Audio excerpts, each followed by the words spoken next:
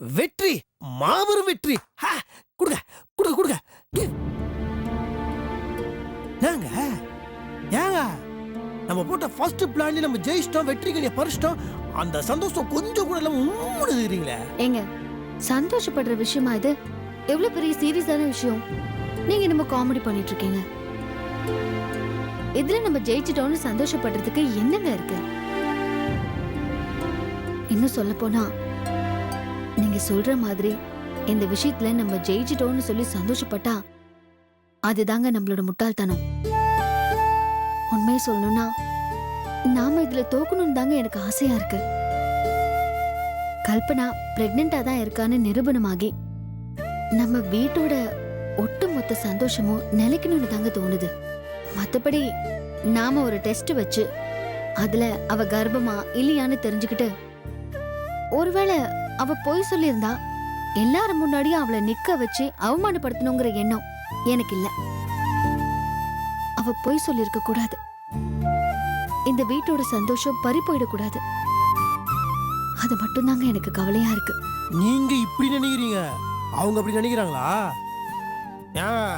நான் தைரியம் இருந்தா இந்த விஷயத்துல இப்படி ஒரு நாடகம் ஆடி இருப்பாங்க. நான் கூட ஆரம்பத்துல கல்பனா நிஜமாலுமே பிரெக்னென்ட் தான் இருக்கிறாங்க, நீங்க தான் உங்களை தேவையில்லாம சந்தேகப்படுறீங்க. சோ உங்களை ஹெல்ப் பண்றதுக்காக தான் இதை பண்ணலாம்னு நினைச்சானா இப்ப நானே சொல்றேங்க. she is not of the pregnantங்க, she is of the culpritங்க. அவங்க பிரெக்னென்ட்டா இல்லன்றது 50% இப்ப ஊர்ஜிதம் ஆயிடுச்சு. எப்படி சொல்றீங்க? நாங்க கேள்வி இது பார்த்து தானே இருந்தீங்க. நான் பாட்டு வெங்காயத்தை போட்டு வதங்கினுறேன், ஒண்ணுமே ரியாக்ஷனே இல்லாம பக்கத்துல நின்று மோப்பம் முடிச்சுக்கின்னு நீங்க சொன்னதுக்கு அப்புறம் ஒய்யோ வாந்தி வருதுன்னு ஓடுறாங்க. இதுல இருந்து என்ன தெரியுது? தட் இஸ் நாட் இயற்கை வாந்தி, தட் இஸ் செயற்கை வாந்தி. கர்ப்பமாகிறவங்களுக்கு தாளிகிற வாசனை ஆகாது, வாந்தி வருன்ற மேட்ரு அவங்களுக்கு தெரியலங்க. அவங்க உண்மையாலுமே கர்ப்பமா இருந்திருந்தாங்கன்னா நான் வெங்காயத்தை வதங்கின அடுத்த நிமிஷம் என்ன தெரியுமா இருக்கும்?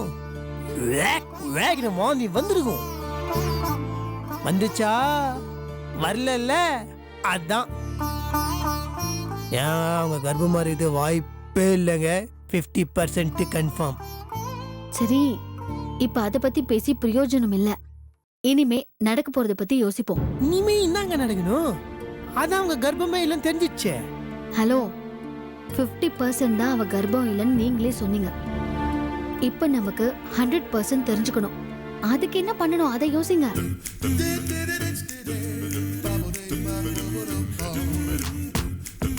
சரி விடுவா, நாளைக்கு உங்களுக்கு இன்னொரு டெஸ்ட் வைக்கலாம், அதுல உங்க கர்ப்பமா இல்லைன்னு கண்டுபிடிச்சிடலாம். பொடிமாஸ் டெஸ்ட் மாதிரி பொடலங்க test. No, this is a very very serious test. அப்படி என்ன பண்ண போறீங்க? யாருக்கு தெரியும்? என்னது? இல்ல ஏங்க ரொம்ப சீரியஸான மாட்டுருங்க. நீங்க நினைச்ச மாதிரி அப்படி எத்தம் கவுத்தம்லாம் பண்ண முடியாது.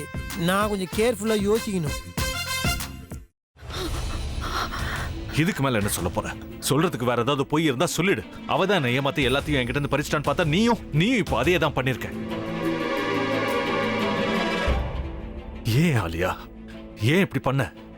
இந்த உலகத்துல பாட்டிக்கு அப்புறம் நான் யார் மேலேயாவது உயிரியே வச்சிருக்கேன்னா அது ஊ மேலதான் உனக்கு தெரியாதா?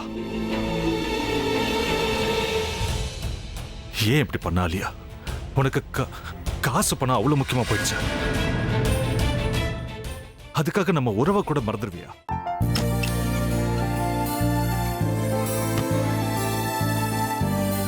சக்தி ஒரு நிமிஷம்.